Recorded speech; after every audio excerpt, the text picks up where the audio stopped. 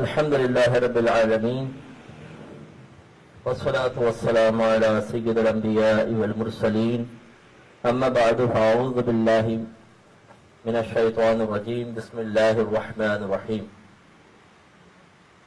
آج سورہ رعد کی 19ویں آیت سے تلاوت کا آغاز ہوا اور سورہ ابراہیم، سورہ حجر اور پوری پڑھی گئی اور سورہ نحل کی 89 آیات کی تلاوت کی گئی ہے۔ رعد جو ہے یہ مکی ہے یا مدنی، اس میں اختلاف ہے، زیادہ تر قول مکی کا ہی ہے، اور سورہ ابراہیم، سورہ حجر یہ دونوں بالاتفاق مکی ہیں، اور سورہ نحل کی آخری 3 آیات مدنی ہیں، باقی سب مکی آیات ہیں۔ تو سورہ رعد کی 19ویں آیت سے آغاز کرتے ہیں۔ اس میں پہلے اللہ تعالیٰ نے کچھ خبریں بیان فرمائی ہیں، اور اس میں تقریباً خبریں ہی ہیں کیونکہ یہ مکی آیات کی علامت ہے۔ میں نے آپ کو پہلے ہی سمجھایا تھا کہ اس میں زیادہ تر عقائد کا بیان ہوتا ہے، نصیحتیں ہیں، عذابات کا بیان ہے، پچھلی قوموں کے عذاب کے واقعات عبرت کے حصول کے لیے ذکر کیے گئے ہیں۔ چنانچہ اللہ تعالیٰ پہلی خبر دیتے ہوئے ارشاد فرماتا ہے کہ نصیحت وہی قبول کرتے ہیں جو صاحب عقل ہیں۔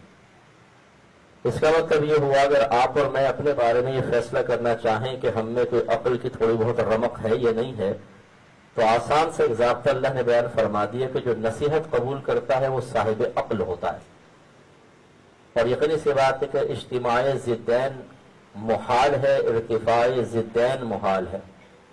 مطلب کیا ہے کہ دو چیزیں جو ایک دوسرے کی ضد ہیں، نہ تو یہ جمع ہو سکتی ہیں، نہ ایک ساتھ دونوں کو آپ ہٹا سکتے ہیں۔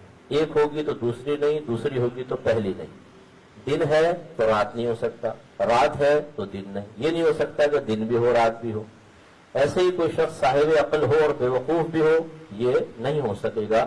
اس کا مطلب یہ ہوا کہ اگر ہم نصیحت قبول نہیں کرتے ہیں، خصوصاً وہ نصیحت جو اللہ کی طرف سے ہو، رسول کی طرف سے ہو، علماء کی طرف سے ہو، پھر اس کے بعد ماں باپ کا درجہ ہے، اس کے بعد استادوں کا درجہ ہے، اور ہم ان نصیحتوں کو قبول نہیں کرتے کسی بھی وجہ سے، نفس کی وجہ سے، شیطان کے بہکائے میں آ کے، گھر والوں کے پریشر میں، دوستی کی وجہ سے، تو ہم میں عقل کا قصور ہے۔ اور عقل ایک نور کا نام ہے جس کو اللہ نے ہمارے دماغ میں رکھا ہے۔ اس نور کی برکت سے ہم صحیح غلط، ہدایت گمراہی، نیکی بدی میں تمیز کر سکتے ہیں۔ اسی لیے اگر دماغ میں چوٹ لگ جائے اور انسان پاگل ہو جائے یا اس کی میموری لاس ہو جائے، بالکل یعنی مخبوط الحواس سا ہو جاتا ہے بسا اوقات، تو پھر وہ صحیح غلط میں فیصلہ نہیں کر پاتا۔ تو صاحب عقل وہ ہے جو نصیحت کو قبول کرے۔ اس لیے ہمیں چاہیے کہ جب کوئی اللہ کی طرف سے، اس کے رسول کی طرف سے علماء کو نصیحت بیان کرے تو بہت غور سے اس کو سن کر اس پر عمل پیرا ہونے کی کوشش کرنی چاہیے۔ دوسرا اللہ تعالیٰ نے فرمایا کچھ ایمان والوں کے بارے میں کچھ نشانیاں بیان فرمائی ہیں، اور اس کا انعام بھی آخر میں ذکر کیا ہے۔ وہ کون ہیں؟ اب دیکھیں ذرا، آپ اور میں محاسبہ کر کے اپنے اندر ان نشانیوں کو تلاش کرتے ہیں۔ اللہ تعالیٰ فرماتا ہے کہ وہ ایمان والے جو لازم کردہ امور میں اطاعت کر کے اللہ کا عہد پورا کرتے ہیں، یعنی جو اللہ نے ان پہ چیز لازم کی اس کو پورا کرتے ہیں، نظر وغیرہ کی صورت میں کیا گیا پختہ وعدہ کر کے اس کا خلاف نہیں کرتے، یعنی منت مانتے ہیں تو پھر پورا کرتے ہیں، اور جس رشتے کے جوڑنے کا اللہ نے حکم دیا اسے جوڑتے ہیں۔ رشتہ داروں سے اچھے سلوک کا حکم دیا گیا، اس کو صلہ رحمی کہتے ہیں، اور ہم چھوٹی چھوٹی باتوں پہ قطع رحمی کر لیتے ہیں، یہ حرام ہوتا ہے۔ تو اللہ تعالیٰ فرماتا ہے مومنین کی شان یہ بھی ہے کہ وہ رشتے کو جوڑتے ہیں اور اپنے رب سے ڈرتے ہیں، اور حساب کی سختی کا خوف رکھتے ہیں، اور اپنے رب کی رضا کے حصول کی غرض سے صبر کرتے ہیں، نماز قائم رکھتے ہیں، ہماری عطا کردہ نعمتوں سے ہماری راہ میں پوشیدہ اور اعلانیہ طور پہ کچھ خرچ کرتے ہیں، اور برائی کو اچھائی کے ذریعے دور کرتے ہیں۔ جب ہم سچ بولیں گے جھوٹ ضرور دور ہو جائے گا، جب ہم نماز پڑھیں گے تو بے نمازی پن ضرور دور ہوگا، جب ہم وعدہ پورا کریں گے تو وعدہ خلافی ضرور نکلے گی۔ تو ہر گناہ کا ترک جب ہم نیکی کرتے ہیں تو گناہ چھٹتا ہے. تو اللہ تعالیٰ یہ فرما رہا ہے کہ وہ اس طرح کرتے ہیں کہ برائی کو اچھائی کے ذریعے دور کرتے ہیں. اور ایک اس کی تفسیر یہ بھی ہے کہ اگر کوئی ہمارے ساتھ برا سلوک کرے تو ہم اس کے ساتھ اچھائی کریں. یہ بھی ہے برائی کو اچھائی سے دور کرنا. اللہ تعالیٰ فرماتا ہے انہی کے لیے اخروی گھر کا نفع ہے اور ان کے قیام کے لیے باغات ہیں جن میں یہ مذکورہ صفات والے اور ان کے باپ، دادا، بیویاں اور اولاد میں سے وہ داخل ہوں گے جو ایمان لائے تھے. یہ نص صریح اس بات کی کہ جب اللہ تعالیٰ کسی کو جنت میں کوئی مقام عطا فرمائے گا تو پھر اس کا باپ، اس کے دادا، اس کی بیوی، بچے وہ تمام کے تمام اس کے ساتھ ہوں گے. صرف ایمان شرط ہے. اگر عمل میں تھوڑا بہت کم بھی رہے تو اللہ تعالیٰ اس سے درگزر فرما کر ان کو وہی مقام عطا فرمائے گا. اس کا مطلب یہ ہوا کہ ہمارے خاندان یا ہمارے گھر میں کوئی ایک تو ایسا ہو کہ جو عالم ہو، مفتی ہو، نیک پرہیزگار ہو اور کوشش کرتا ہو کہ وہ جنت کے اعلیٰ مقام کے لیے کوششیں کرے اور محنتیں کرے. تو اگر وہ جنت میں داخل ہو جاتا ہے تو انشاءاللہ اس کی برکت سے پھر دوسرے بھی داخل ہوں گے. اور اللہ تعالیٰ فرماتا ہے فرشتے جنت کے ہر دروازے سے ان کے پاس یہ کہتے ہوئے آئیں گے کہ تم پر سلامتی کا نزول ہو. یہ سب انعامات کیوں ملیں گے؟ وہ کہیں گے کہ یہ سب انعامات تمہارے عبادات کی ادائیگی، گناہوں سے پرہیز اور اللہ اور بندوں کی جانب سے پہنچنے والی آزمائشوں پر صبر کا بدلہ ہے. تو جنت کی شکل میں یہ اخروی گھر کیا ہی اچھا ہے. تو دیکھیں معلوم ہوا کہ یہاں پر مصیبتوں پہ صبر و تحمل کرنا اور گناہوں سے پرہیز کرنا یہ سب کا سب بہت ہی زیادہ انعام کا مستحق کروائے گا. آگے اللہ تعالیٰ نے فرمایا سے اگلی یہ 20، 21، 22، 23 اور 24ویں آیت، 26ویں آیت میں اللہ تعالیٰ ارشاد فرماتا ہے اللہ تعالیٰ جس کے لیے چاہے رزق میں وسعت فرما دے اور جس کے لیے چاہے تنگی فرما دیتا ہے. اور مکے کے کافر دنیا کی زندگی پر ہی مطمئن ہو گئے، حالانکہ دنیاوی حیات آخرت کے مقابلے میں کچھ دن کے نفع کے علاوہ کچھ نہیں. تو یہ کتنی پیاری دیکھیں اس میں اللہ نے ایک نصیحت بھی فرمائی اور خبر دی ہے کہ اللہ تعالیٰ جس کے لیے چاہے رزق میں وسعت دیتا ہے اور جس کے لیے چاہے تنگی فرما دیتا ہے. فاعل حقیقی ہمارے رب کی ذات. اور ہم سمجھتے ہیں کہ جی چاچا نے جادو کر کے کاروبار بند کر دیا ہے، عاملین بندش بندش کے نعرے لگا لگا کر، اور پھر ہمارے پاس نادان لوگ ایسے ہی بندش کے بہانے کر کے اپنی جیبیں بھرنے والے اور لوگوں کی عزت لوٹنے والوں کی تائید میں میدان عمل میں اتر جاتے ہیں. دلائل فراہم کرتے ہیں ان کو کہ جی ہاں یہ بندش ہوتی ہے، بندش کا ضرور یقین رکھنا چاہیے. حالانکہ جادو ٹونے کا کوئی منکر نہیں ہے. میں بھی اس بات سے قرار کرتا ہوں جادو ٹونا حق ہے، لیکن آپ پر جادو ٹونا ہوا کہ نہیں ہوا یہ کہ کون بتائے گا؟ اللہ نے نہیں بتایا، رسول نے نہیں بتایا، تو آپ نے کیسے فیصلہ کر لیا کہ ان پہ ضرور جادو ہوا ہے؟ ان باتوں میں پڑھ کر ہم نے اصل دین کو کھو دیا ہے. جو ایک آزمائش کا تصور ہے اللہ تعالیٰ کی طرف سے اور اللہ کے فاعل حقیقی ہونے کا تصور ہے، وہ آہستہ آہستہ کم ہوتا جا رہا ہے. ہماری توجہ اب اللہ کی آزمائش کی طرف نہیں ہوتی ہے، اللہ کی طرف سے کیے گئے فیصلوں پر نہیں ہوتی ہے، بلکہ ہماری توجہ ہوتی ہے جیسے کچھ مسئلہ ہوا وہ پھپھی نے کروایا ہوگا، ہاں یہ چاچا نے کروایا ہوگا، یہ بھابھی نے کروایا ہے. ہمارے ذہن ادھر جاتے ہیں. اور یہ کیوں جاتے ہیں؟ اس لیے کہ ہمارے ذہن ایسا بنا دیا گیا ہے کہ اب جو کچھ ہو رہا ہے وہ اللہ کی طرف سے آزمائش نہیں ہے، ضرور جادو ہے، ٹونا ہے، نظر بد ہے. صحابہ کرام علیہم رضوان پر بھی آزمائشیں آئی، انہوں نے کبھی نہیں کہا جی ہم پر بندش ہو گئی، جادو کروا دیا کسی یہودی نے، کسی ہندو نے، کسی فلاں نے. نو، وہ اس کو اللہ کی طرف سے دیکھا کرتے تھے، صبر کیا کرتے تھے، اللہ تعالیٰ خوشحالی دیتا تھا. بعض اوقات ساری زندگی آزمائش میں رہتے تھے لیکن نہ شکوہ نکلتا تھا، نہ اس قسم کے ہیلے بہانے کر کے کسی کی جیبیں بھرتے تھے. تو قوی الایمان ہونے کی ضرورت ہے. اگر لوگ جادو ٹونے سے آپ کو ختم کر سکتے تو آپ زمین پہ چل ہی نہ پاتے. وہ آپ کو لنگڑا کر دیتے، وہ آپ کو جان سے مار دیتے، وہ آپ کو پھوٹی کوڑی کا محتاج کر دیتے. اگر اتنی جادو میں طاقت ہوتی تو صرف اللہ پر توجہ رکھیں. باقی یہ جادو حق ضرور ہے لیکن ضروری نہیں کہ آپ پر اثر انداز ہو. اور یہ کیسے پتہ چلے کہ آپ پر جادو ہے؟ خالی ضمنی طریقے سے معلوم کر کے کسی کو وسوسوں اور بدگمانیوں کا شکار کروا دینا یہ آپ پر جادو ہوا ہے، اچھا قسم کھائیں کہ جادو ہوا ہے، کوئی قسم نہیں کھا سکے گا، اس لیے کہ یقینی چیز ہی نہیں ہے، یہ کون یقینی طور پہ بتا سکے گا کہ جادو ہوا ہے؟ اور ہم نے دیکھا ہے کہ اس طرح عورتیں اپنی عزتیں خراب کرواتی ہیں اور مردوں کی جیبیں خالی ہوتی ہیں اور ان کے کاروبار چل رہے ہیں۔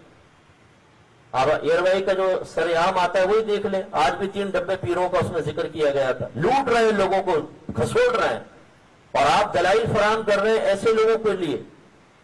ہاں نہیں بندش ہوتی ہے، اگر ہم نے ایک دفعہ بندش کے خلاف بول دیا تو سارے میدان عمل میں کود گئے، کس کی تائید میں کودے ہیں بھائی؟ آپ کو کیا تکلیف ہوئی اگر میں نے بندش کے بارے میں کہہ دیا کہ بندش کچھ بھی نہیں ہوتی، 1400 سال میں بندش کا لفظ استعمال نہیں ہوا، تو آخر اتنی پریشانی کیوں ہے؟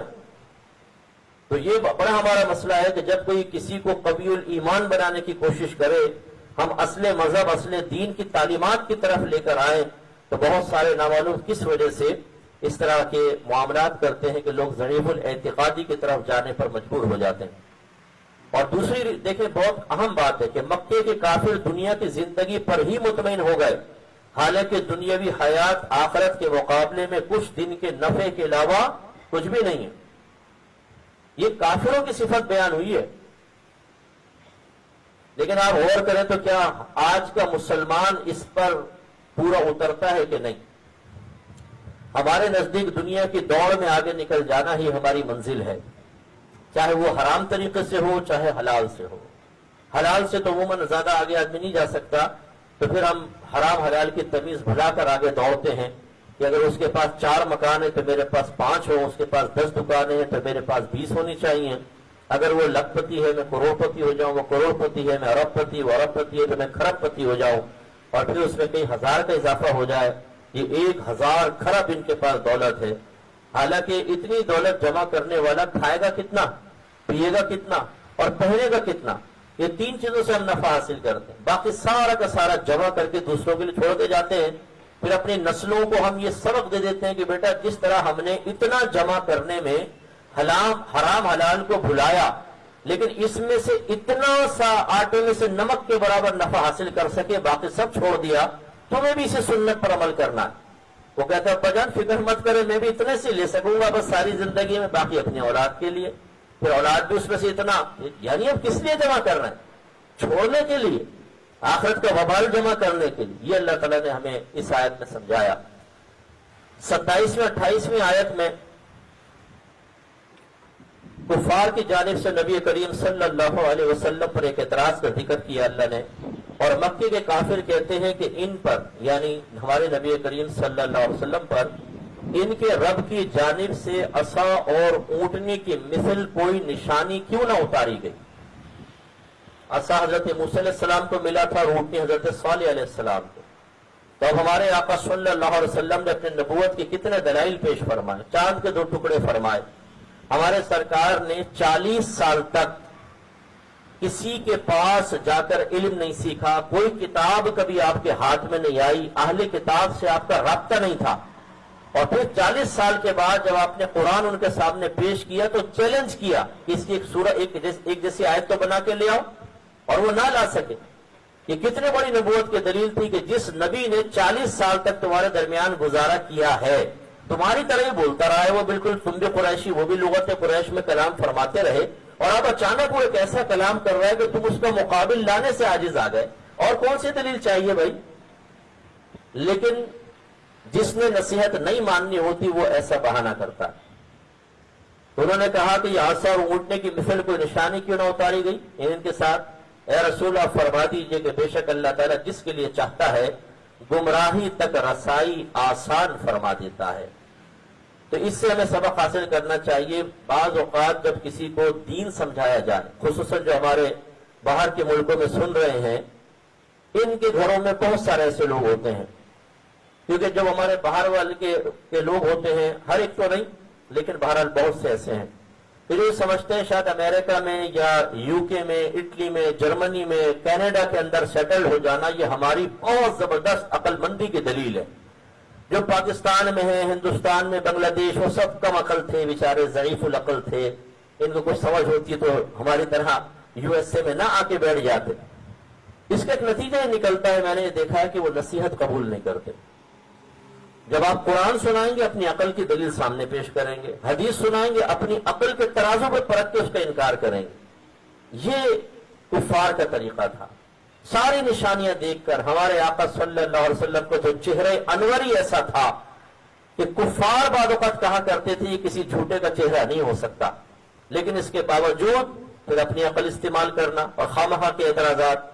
تو ہمارے بہت سارے مسلمان بھائی بہن ایسے ہی ہوتے ہیں، جب ان کے سامنے قرآن بیان کرے، حدیث بیان کرے، بحث میں پڑتے ہیں، وہ نہیں سمجھیں گے جو سمجھایا جا رہا ہے اور کراس کوسچن کر دیں گے۔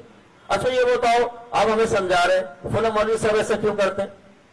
ارے بھائی، یا تم جو کچھ سمجھا رہے وہ سمجھو نا، فلاں مولوی صاحب کو ہم نے ٹھیکہ لیا ہوا ہے، اگر کوئی خراب کام کرتا تو اس سے اس قرآن و حدیث کی دلیل میں کہاں سے ضعف پیدا ہو گیا؟ وہ اس کا اپنا عمل ہے۔ لیکن جب ہمیں کسی کی نصیحت قبول نہ کرنی ہو تو ایسے ہیلے بہانے کرتے ہیں۔ اس کے بعد 31ویں آیت میں اللہ تعالیٰ نے خبر دی، اور اگر ان کفار کے پاس ایسا قرآن آتا جس کے باعث پہاڑ اپنی جگہ سے ہٹ جاتے، یا زمین پھٹ جاتی، یا مردے باتیں کرنے لگ جاتے، جب بھی یہ ایمان نہ لاتے، بلکہ حقیقتاً تمام معاملات اللہ ہی کے دست قدرت میں ہیں، تو کیا مسلمان نہیں جانتے کہ اللہ چاہتا تو سب انسانوں کو ہدایت یافتہ کر دیتا؟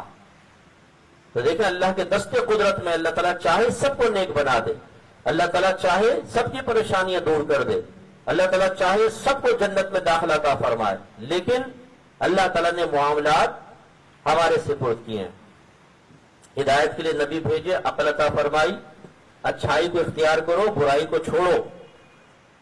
اب ہم لوگ کیا کرتے ہیں، اور خصوصاً ہماری بہنیں، ہم عمل کے لیے تیار نہیں ہیں، اپنے بچوں کی صحیح تربیت کرنے کے لیے تیار نہیں۔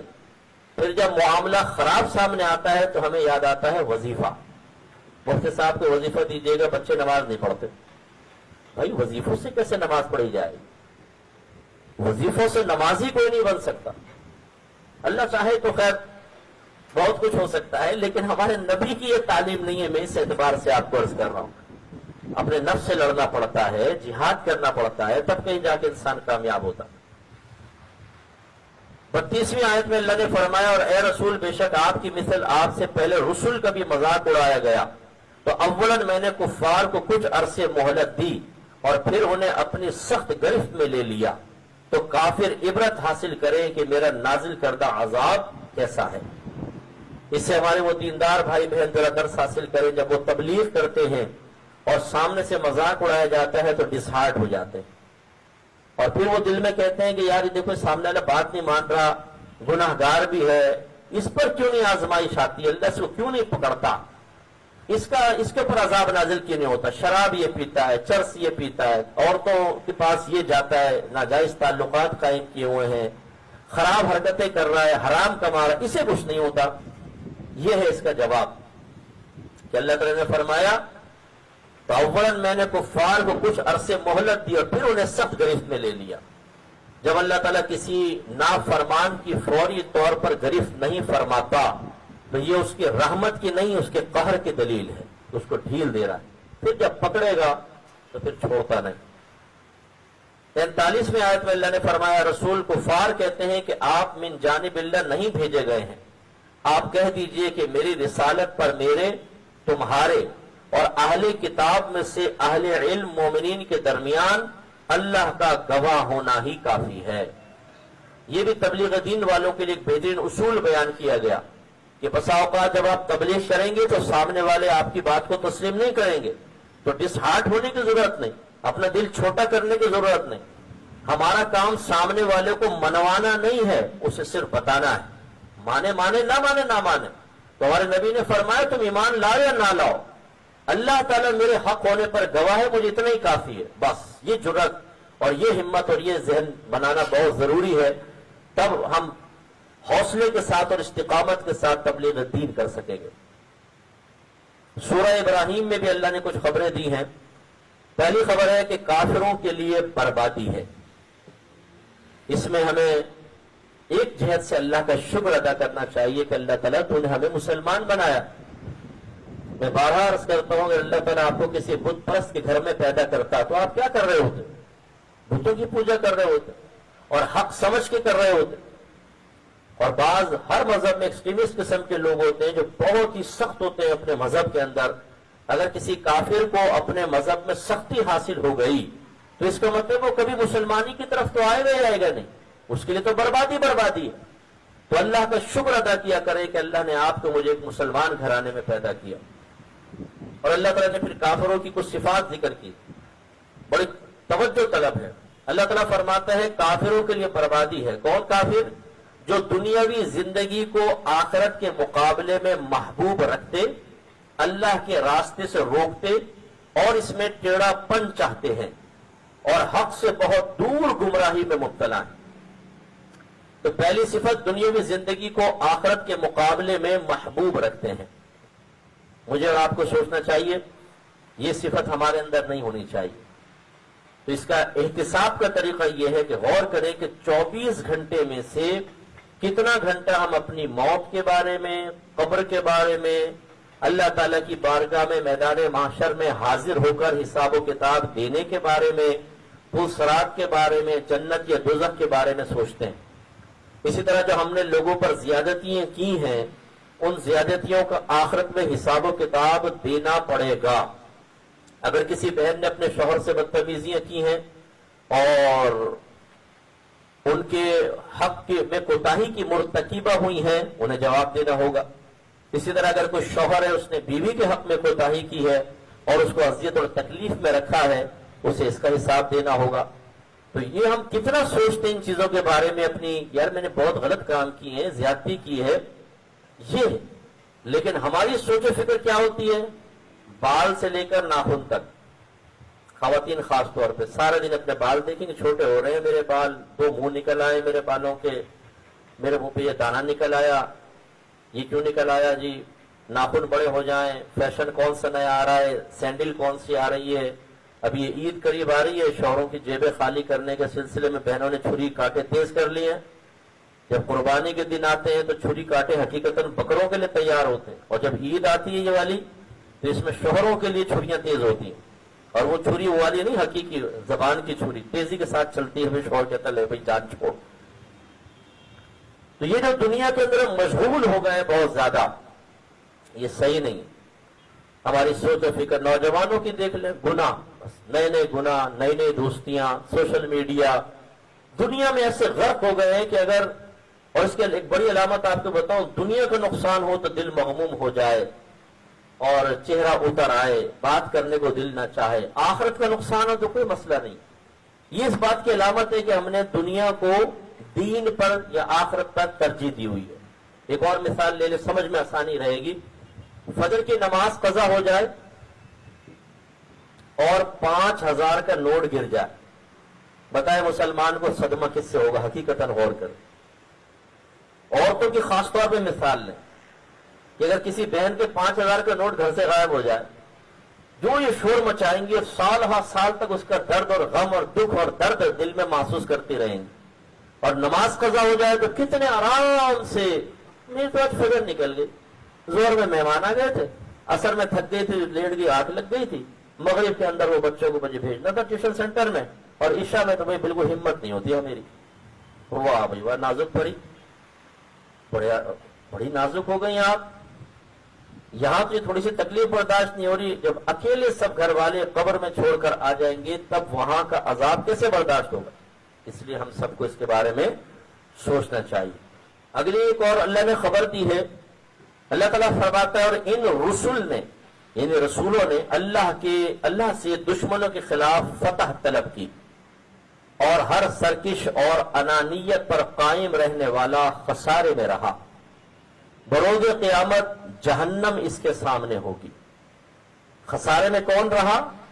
سرکش اور انانیت پر قائم رہنے والا۔ ویسے تو یہ کافر کے بارے میں، لیکن ہمیں اس سے درس حاصل کرنا چاہیے۔ بہت سے ایسے ہوتے ہیں جب شرعی احکام سنتے ہیں سرکشی پیدا ہوتی، اور میں جو ہوتی ہے نا وہ کسی کی نصیحت قبول کرنے کی راہ میں رکاوٹ بن جاتی ہے۔ میں نے ایسے متکبرین دیکھے ہیں جو مسجد کے امام کو یا آپ کو عالم بھی ہو چاہے مفتی ہو، انتہائی حقارت کی نگاہ سے دیکھتے ہیں۔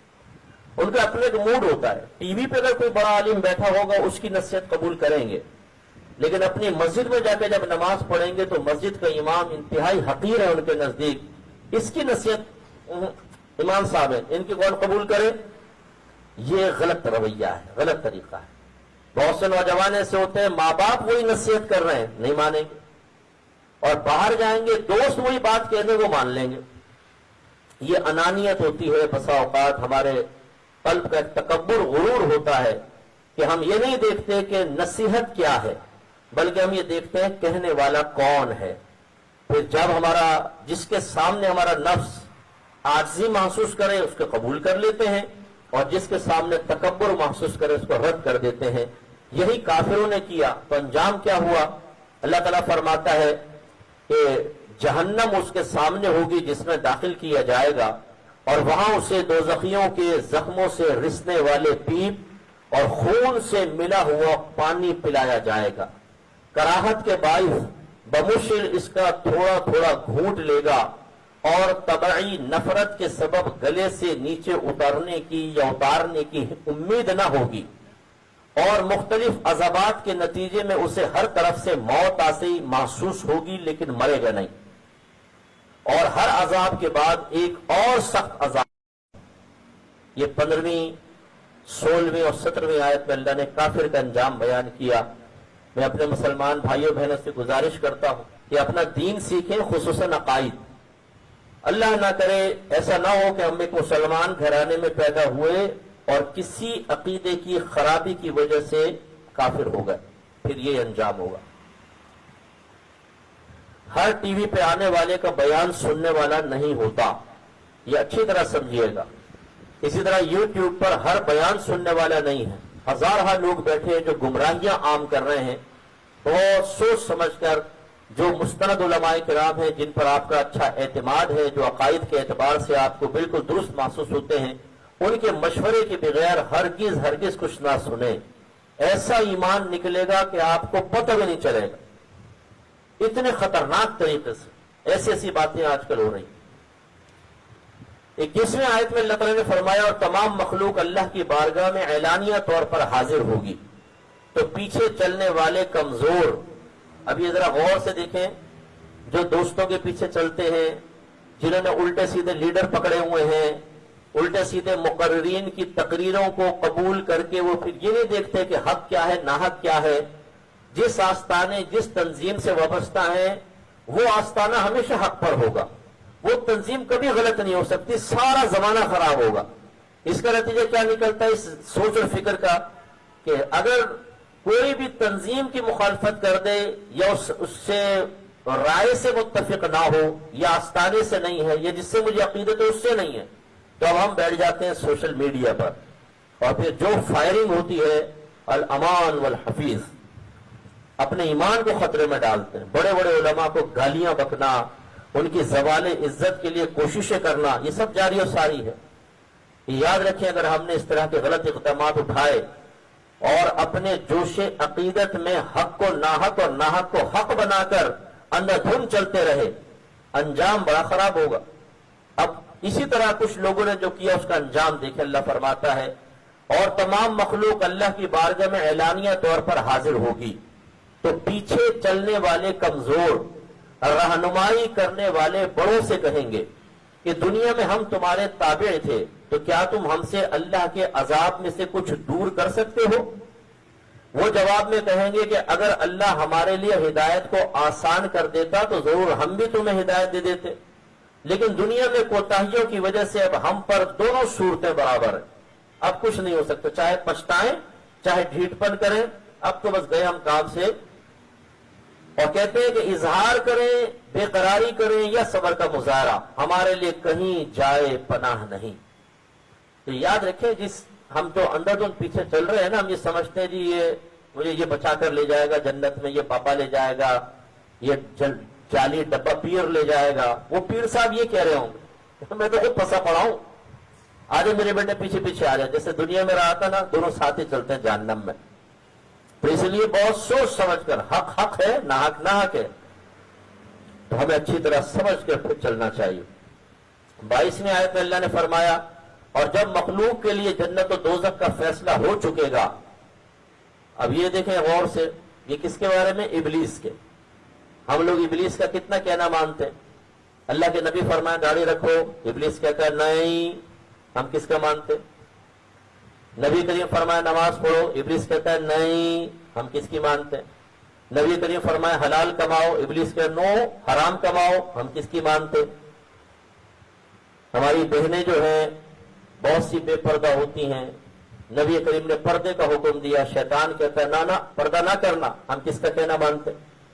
نبی نے فرمایا سچ بولو، شیطان کہتا ہے نو جھوٹ بولو، اس سے تمہارا کاروبار ترقی کرے گا، اس کے بغیر تمہیں کبھی بھی تمہارا سودا نہیں بکے گا. ہم کہتے ہیں لبیک یا شیطان یا ابلیس، استاد حاضر ہے، حکم فرمائیے.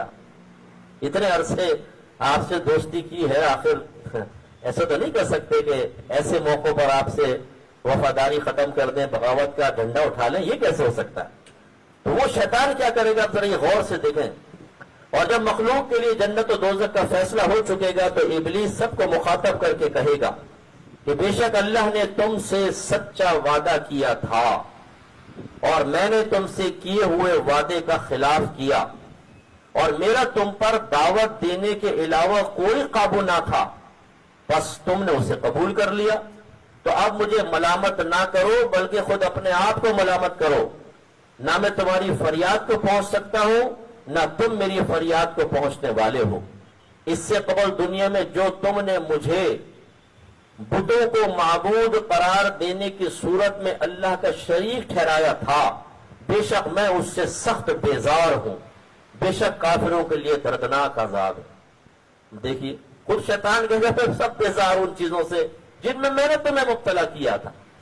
اس لیے جتنے ہمارے بھائی بہن ہمیں کہیں بھی سن رہے ہیں، اللہ تعالیٰ مجھے بھی توفیق دے. میں آپ سے بھی گزارش کرتا ہوں، شیطان کی دوستی اچھی نہیں. یہ پہلے اپنی پوری مخلصی کا احساس دلاتا ہے کہ میں تیرے ساتھ ہوں، میں تجھے ہر مشکل سے نکلنے کی ترکیب بھی بتاؤں گا، تو گناہ کر بس ناجائز کر میں بتاؤں گا. ہم اس پہ بھروسہ کرتے ہیں اور جب ہم پھنستے ہیں ایسا غائب ہو جاتا ہے کچھ حد نہیں. اس لیے آپ دیکھیں کہ جو پھنستا ہے وہ کہتا ہے پہلے میرا دماغ بہت تیز چل رہا تھا، پتہ نہیں دماغ پہ تالا سا پڑ گیا ایک دم، دماغ ہی کام نہیں کر رہا. دماغ کام کیسے کرے گا؟ پہلے بھی آپ کے دماغ نے کام نہیں کیا، وہ شیطان کی فیڈنگ تھی. اب شیطان پیچھے ہٹ گیا، ہم سمجھ رہے ہم دماغ سے سوچ رہے ہیں. اس بات کو ہمیں بہت اچھی طریقے سے سمجھنا چاہیے. اللہ تعالیٰ نے سورہ ابراہیم میں ایک عقیدہ بیان فرمایا. دو عقائد میں نے نکالے ہیں، ایک 19ویں اور 20ویں آیت میں ہے. اللہ تعالیٰ فرماتا ہے اے مخاطب کیا تو نے نہ دیکھا کہ اللہ نے آسمان و زمین کیسی عظیم حکمت کے ساتھ تخلیق فرمائے. بس اے لوگو اگر وہ چاہے تو تمہیں لے جائے اور تمہارے بدلے ایک نئی مخلوق لے آئے، اور یہ تبدیلی اللہ پر بالکل دشوار نہیں. تو یہ ہمارا عقیدہ ہے کہ سب آسمان زمین ہمارے رب نے بنائے ہیں، اور وہ چاہے تو ہم سب کو مار دے کسی اور مخلوق کو لے آئے. یہ قرآن سے عقیدہ ثابت ہے. تو اللہ تعالیٰ نے آسمان و زمین کو کس حکمت سے بنایا ہے ہمیں اس پہ غور کرنا چاہیے. آپ زمین کے مدار سے باہر نکل جائیں کشش ثقل ختم ہو جاتی، گریویٹی جس کو کہتے ہیں نا. ابھی آپ کچھ چیز ڈالیں وہ نیچے گرتی ہے، لیکن آپ خلا میں نکل جائیں وہ چھوڑیں گے تو بس وہ ہوا میں اڑتی رہتی ہے، اور یہ دھکا مار دیں گے تو رک ہی نہیں سکتی، کیونکہ وہاں ہوا نہیں ہے، ریزسٹنس نہیں ہے، گریویٹی نہیں ہے. وہ چلتی جائے گی اپنی سپیڈ سے، پھر کبھی نہیں رکے گی، چلتی جائے گی جب تک کہ کوئی اس کو پکڑے نہیں، جب تک کہ وہ کسی سے ٹکرائے نہیں. اللہ تعالیٰ نے ہمیں دیکھیں ہم ہاتھ دھوتے ہیں پانی نیچے جاتا ہے، اگر پانی اوپر کو ہو جاتا تو جیسے ٹوٹی کھولتے اوپر کو چلا جاتا، کیا کرتے؟ اللہ تعالیٰ نے بڑی ہی حکمت، ہر چیز میں بڑی حکمت بنائی. زمین و آسمان کو اپنی آنکھیں دیکھیں، اپنے ہاتھ دیکھیں، اپنے آپ کو پہچانیں. ہم لوگ تو ٹینکی فل کر کے ڈکار لی صاحب اور لیٹ گئے، اب ٹی وی دیکھ رہے ہیں. اب اندر ایک آٹومیٹک فیکٹری شروع ہو جاتی، چل پڑتی ہے، میدا پیستا ہے کھانے کو، پھر اندر کارخانے لگائے ہوئے اللہ تعالیٰ نے. جیسے پروگرام ڈیفالٹ ہوتے ہیں نا، بعض پروگرام ہوتے ہیں پہلے سے فیڈ کیے ہوتے ہیں کمپیوٹر کے اندر. ایک ناخن بنائے گا، ایک کارخانے میں بال بنیں گے، ایک میں گوشت بنے گا، ایک میں چربی بنے گی، ایک میں دل کا سامان ہوگا، ایک آنکھوں کا میٹیریل تیار کرے گا، ایک دماغ کا کرے گا. جب چھوٹا سا بچہ ہوتا ہے کتنا منا سا ہوتا ہے، سارے اعضا بڑھتے ہیں نا، اس کا مطلب ہے تمام اعضا کے لیے میٹیریل تو اندر سے تیار ہو رہا ہے کہ نہیں ہو رہا. تو یہ زمین و آسمان اللہ نے کیسی حکمت سے بنائے ہیں، اس پر ہم غور کریں. اگر آپ زمین کو دیکھیں نا، زمین یوں ہے گول، گلوب ہوتا ہے نا گول لے کر دیکھیں، جو اوپر ہے تو اوپر ہے، جو نیچے وہ کیسے، پاؤں یوں ہے، سر نیچے. آپ کو اگر کسی اور جہت سے دیکھیں نا تو ہم لوگ الٹے ہیں، الٹے یوں. بڑی عجیب و غریب کائنات اللہ نے ایسی بنائی، ہم ان پہ سوچتے نہیں ہیں، کیونکہ ہمیں ٹی وی ڈراموں سے فرصت ملے، فضولیات سے فرصت ملے تو ہم کائنات پہ غور کر کے اللہ کی معرفت کو بڑھائیں، اس پہ ہمیں توجہ کرنی چاہیے. ایک نصیحت اللہ نے فرمائی 31ویں آیت میں، اے رسول میرے مومن بندوں سے فرمائیے کہ استقامت سے نماز پڑھیں اور ہمارے عطا کردہ میں سے ہمارے راستے میں خفیہ اور اعلانیہ طور پر اس دن کے آنے سے قبل کچھ خرچ کرے جس میں دنیاوی کوتاہیوں کا فدیہ دینے کی صورت میں نہ کوئی تجارت ہوگی، نہ نفع دینے والی کوئی چیز اور نہ کوئی دوستی. آخرت میں اللہ نے فرمایا کچھ کام نہیں آئے گا، لیکن یہ کافر کے بارے میں مسلمان کی دوستی جو مخلص ہوتے ہیں، متقین ہیں، وہ کام آئیں گے. لیکن یہ ضرور ہے کہ جس مسلمان نے اپنا مال اپنے سینے سے لگا کر رکھا، چمڑی جائے جی دمڑی نہ جائے، زکوٰۃ کا حساب اس لیے نہیں کرتے کہ جی زکوٰۃ دینی پڑے گی، قربانی کا حساب اس لیے نہیں بناتے ہیں قربانی دینی پڑے گی. ورنہ آپ یقین کریں کتنے خاندان ہمیں ایسے ملے جب ہم نے قربانی کے مسائل بیان فرمائے تو ان کو یہ کہنا پڑا کہ ہم پہ تو 14 سال سے قربانیاں بن رہی تھی، ہمیں تو پتہ ہی نہیں تھا. یہ مسائل سیکھنے ہوتے ہیں. تو ہم دنیا میں اپنے پیسے کو سینے سے لگا کر رکھتے ہیں، اللہ کے راہ میں خرچ نہیں کرنا چاہتے، حالانکہ اس سے برکت ہی ہوتی ہے. تو پھر اللہ تعالیٰ نے ڈرایا ہے کہ پھر آخرت میں آگے پچھتائے گا. بس میں اختتام کی طرف لے کر آتا ہوں، جو ہفتہ ہے تو میں تھوڑا سا بڑھا رہا ہوں ورنہ ختم کر دیتے. 41ویں آیت میں اللہ تعالیٰ نے حضرت ابراہیم علیہ السلام کی ایک دعا بیان فرمائی، وہ ہم پڑھتے رہتے ہیں.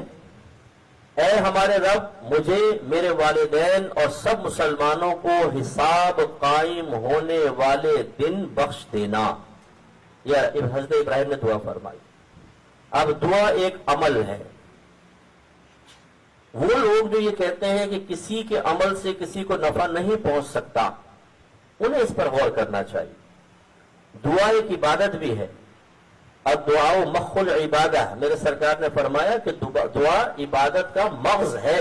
مغز جیسے ہمارا دماغ نکال دو تو جسم بیکار ہے، اس طرح عبادت میں سے دعا نکال دیں تو عبادت بالکل مفلوج ہو جائے گی.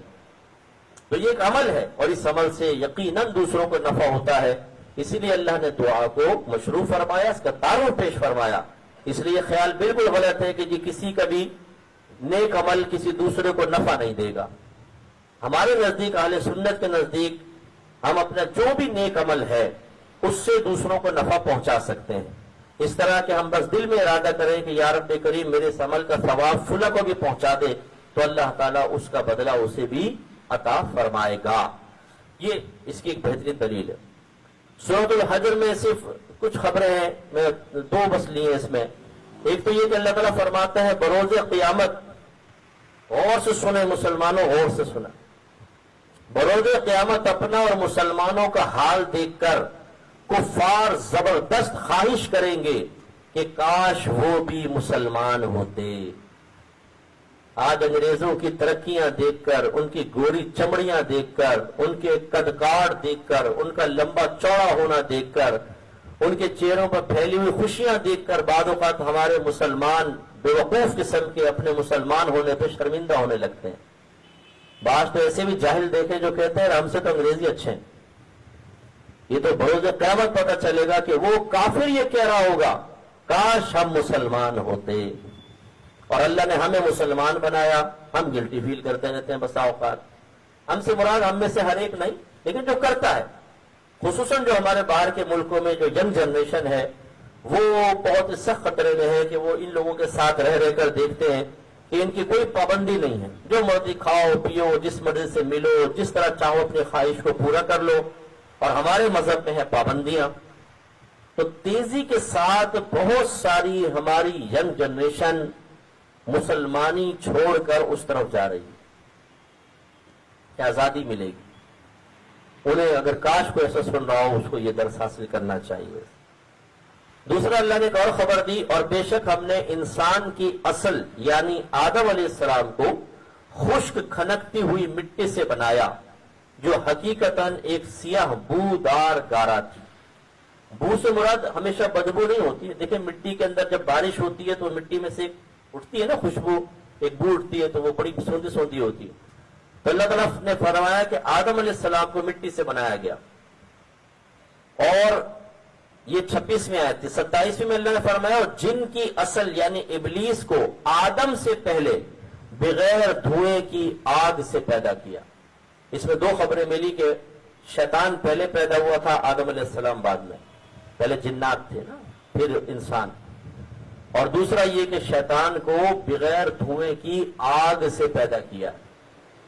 جیسے آدم علیہ السلام کو مٹی سے پیدا کیا, ہم کہہ دیتے جی انسان کو مٹی سے پیدا کیا. انسان سے مراد ہر انسان نہیں, انسان سے مراد آدم علیہ السلام ہوتے ہیں. اور جب کہا جاتا ہے کہ شیطان کو آگ سے پیدا کیا تو ہر شیطان کو نہیں, ابلیس جو ان کی اصل تھی اسے اللہ نے آگ سے پیدا کیا.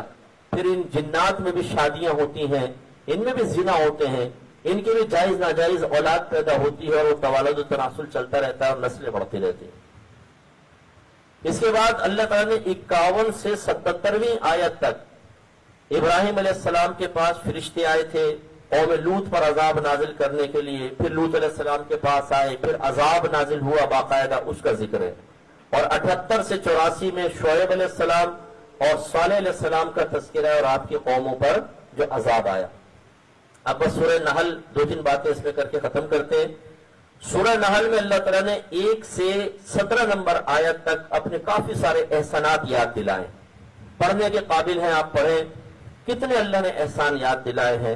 آنکھیں دی اللہ نے, اعضاء عطا فرمائے, ہوائیں چلائی, کشتی عطا فرمائی, فلاں چیز.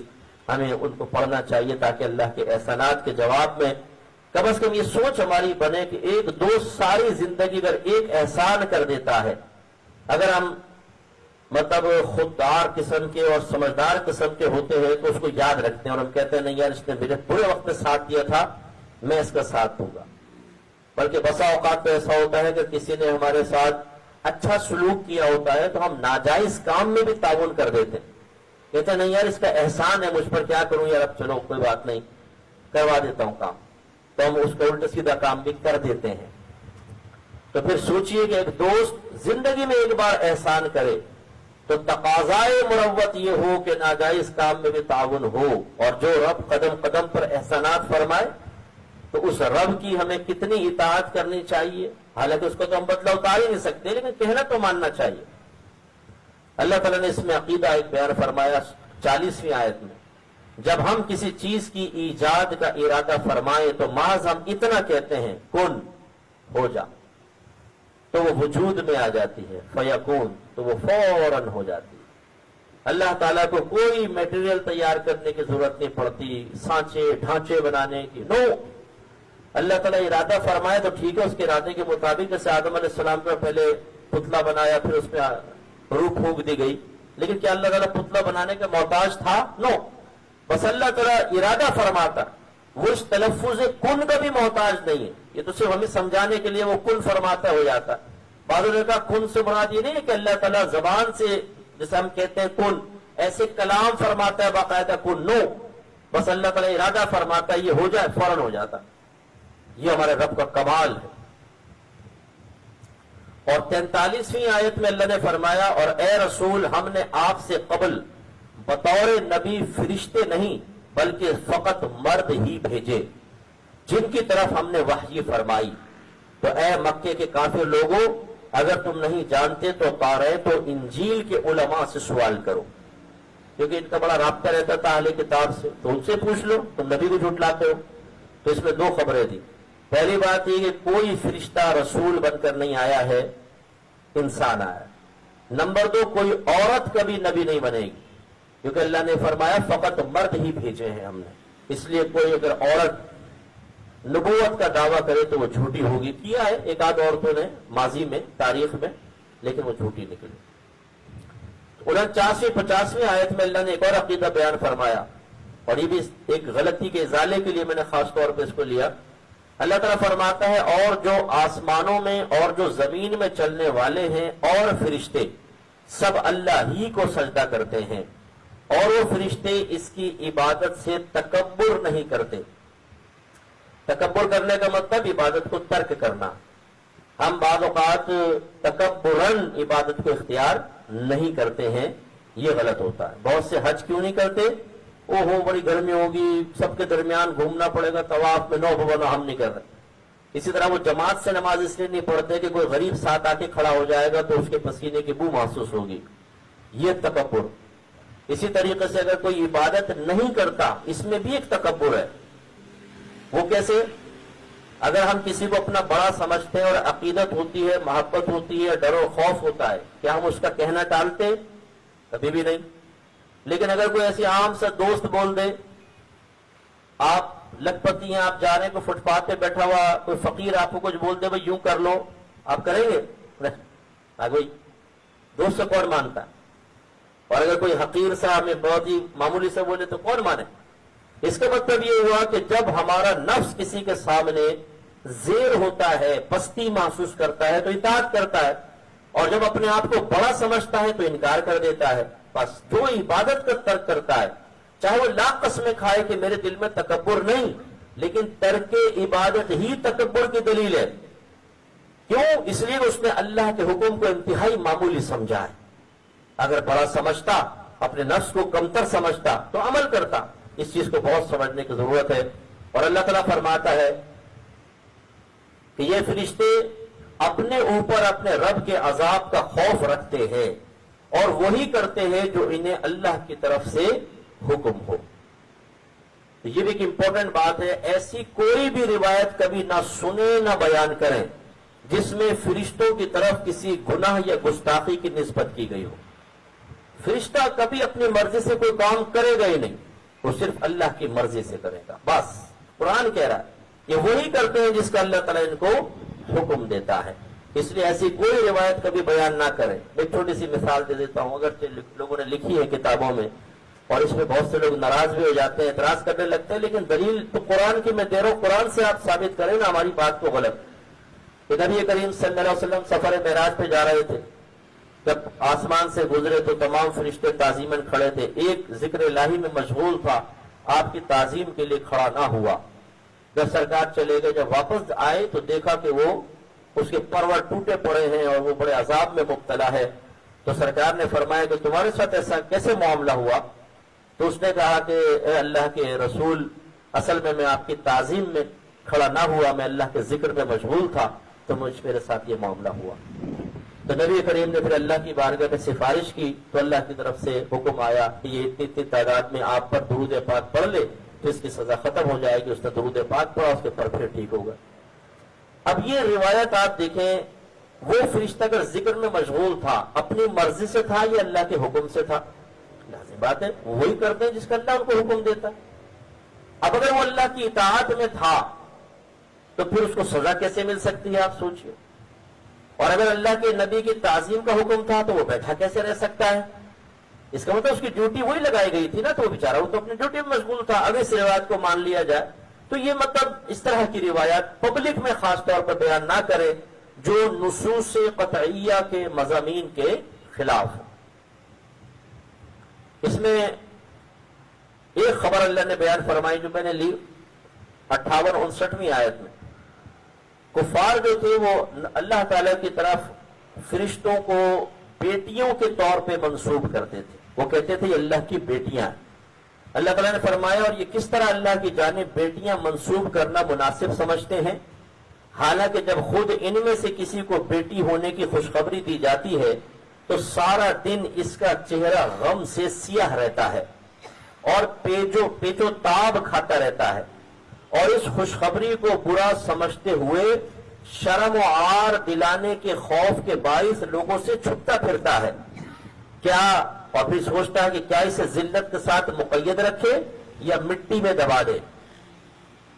تو اس سے ہمارے وہ مسلمان بھائی بہن ذرا درس حاصل کریں کہ گھر میں بیٹا پیدا ہو تو بہت خوشی, اور بیٹی پیدا ہو تو چھوٹا سا منہ نکل آتا. اگر کوئی بیٹی کی خوشخبری ہے, مبارکباد ہے, ماں باپ مبارک ہو بیٹی پیدا ہوئی ہے, تو اس کو دیکھتے ہیں کہ کس چیز کی مبارکباد دے رہا ہے بھائی, اور بیٹے کی کوئی مبارکباد نہ دے تو اس پہ ناراض ہو جاتا.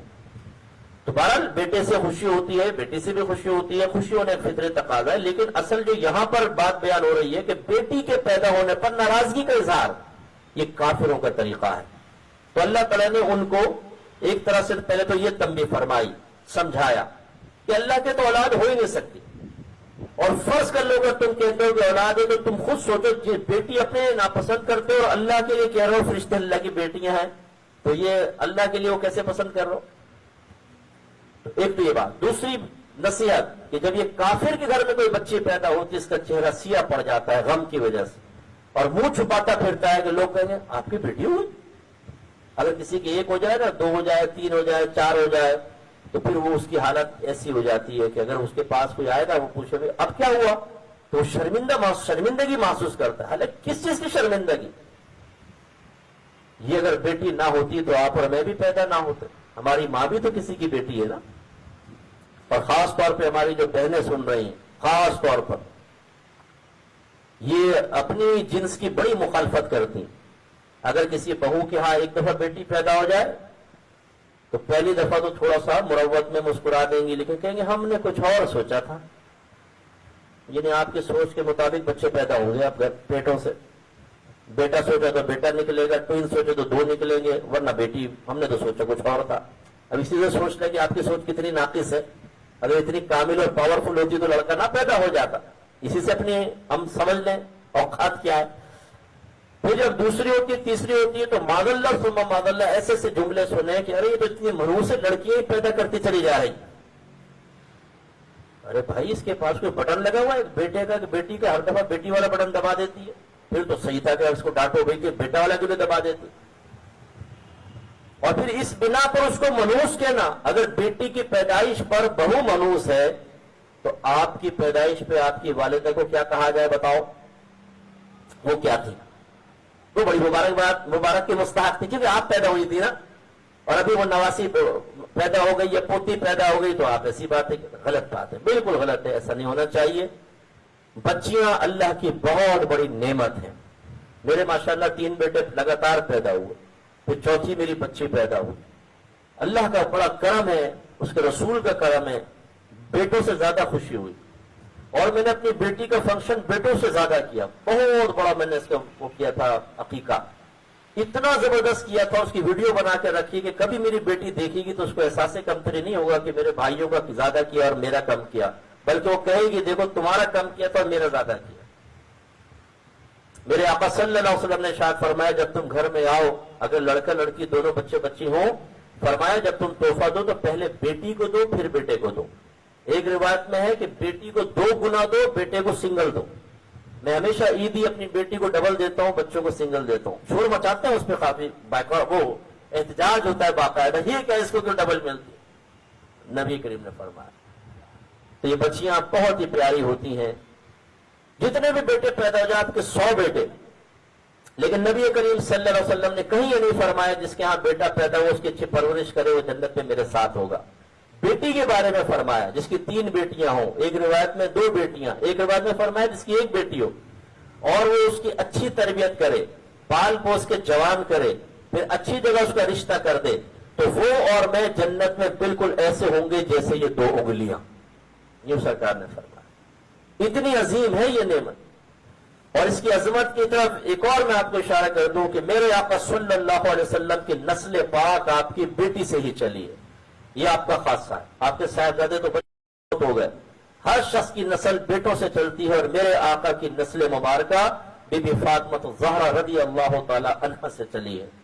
اللہ تعالیٰ نے اپنے حبیب کی بیٹی کو حیات رکھا، بیٹوں کو وفات دی، اس سے بیٹیوں کی عظمت کی طرف اشارہ ہوتا ہے۔ تو بیٹیاں کوئی معاذ اللہ معمولی چیز نہیں ہے، اور ہم نے اکثر مشاہدہ کیا، آپ نے بھی کیا ہوگا کہ جب بیٹے شادی شدہ ہو جاتے ہیں خاص طور پر اکثر اپنے ماں باپ کو بھول جاتے ہیں یا بھلا دیے جاتے ہیں، بھلوا دیے جاتے ہیں، کیونکہ کالی سروالی جو ہوتی ہے وہ نہیں چاہتی کہ میرا شوہر جو ہے وہ اپنی ماں باپ کی طرف زیادہ جائے یا بہنوں کے پاس، انہیں پیسے دے گا، خرچہ دے گا، کچھ اور کرے گا، بہرحال پتہ نہیں کیا منصوبہ بندی ہوتی ہے، تو وہ اس کو اپنی طرف مائل کر کے رکھتی ہیں۔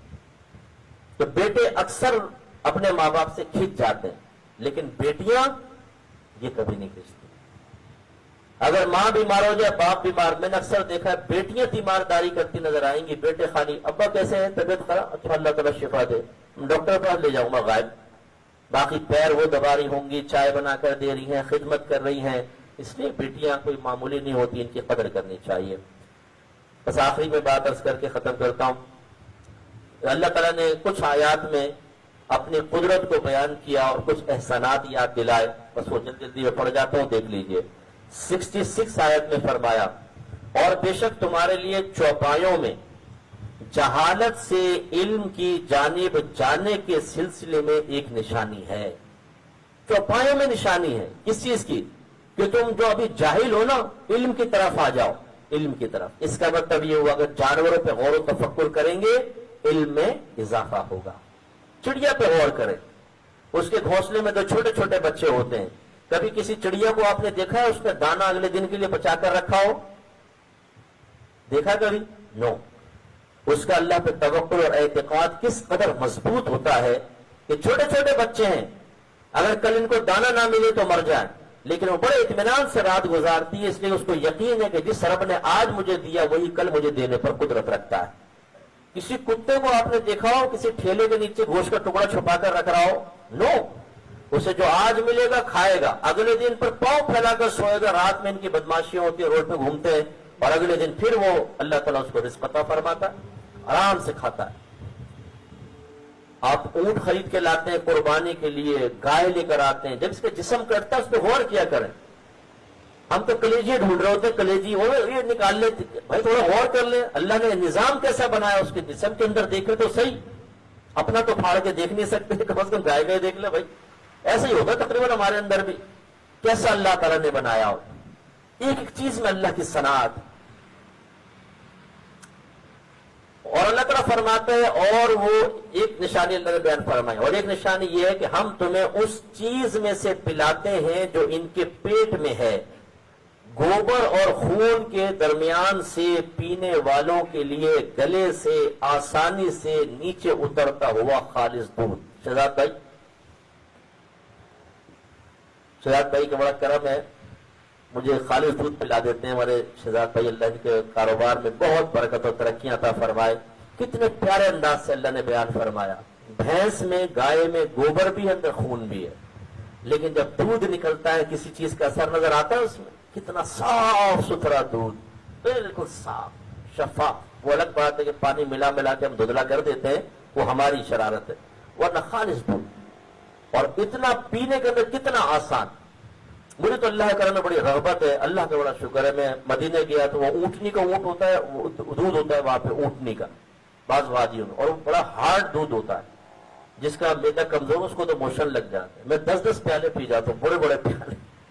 بڑی رغبت ہے دودھ کی. اب کم پیتا ہوں. خیر اونٹنی کے دودھ میں فیٹ بہت کم ہوتا ہے، بکری کے دودھ میں بھی بہت کم ہوتا ہے، بھینس کے دودھ میں سب سے زیادہ ہوتا ہے. ویسے ویٹ زیادہ ہوگا تو اس لیے میں اب کم پیتا ہوں. لیکن یہ اللہ نے کتنی تعریف فرمائی دیکھیں. اور اللہ تعالیٰ اگلی آیت میں 67 میں فرماتا ہے، اور ہم تمہیں کھجور اور انگور کے پھلوں کے رس سے پلاتے ہیں، اس طرح کہ تم ان سے نشہ آور مشروب بناتے ہو. یعنی بعض نے نشہ آور مشروب بنایا، اگرچہ ممنوع ہے، ٹھیک ہے نا، یہ ممنوع ہے. اور یہ آیت یہ مکی ہے نا، چونکہ مکی کے اندر شراب منع نہیں تھی، یہ تو مدینے میں حرمت نازل ہوئی. اس لیے اللہ تعالیٰ نے ان کو ایک احسان یاد دلایا کافروں کو کہ تم نشاور مشروب بناتے ہو. شراب میں ان کو لذت محسوس ہوتی تھی تو احسان یاد دلایا. تو یہ نہیں کہ بھی اللہ تعالیٰ نے شاید اجازت دے دی ہے اس کے اندر، ایسا نہیں. اور سرکہ اور شیریں مشروب کی صورت میں بہترین رزق حاصل کرتے ہو، بے شک اس میں عقل والوں کے لیے قدرت الہی پر دلالت کرنے والی ایک نشانی ہے. آپ افطار کرتے ہیں نا تو مختلف پھل سامنے ہوتے ہیں، چاٹ بناتے ہیں مختلف پھلوں کی.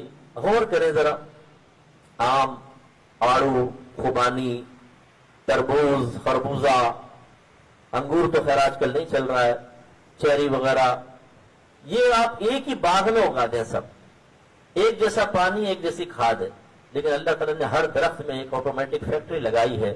اس فیکٹری میں جب وہ کھاد اور پانی کی توانائی پہنچتی ہے تو وہاں سے اس کا میٹیریل تیار ہوتا ہے.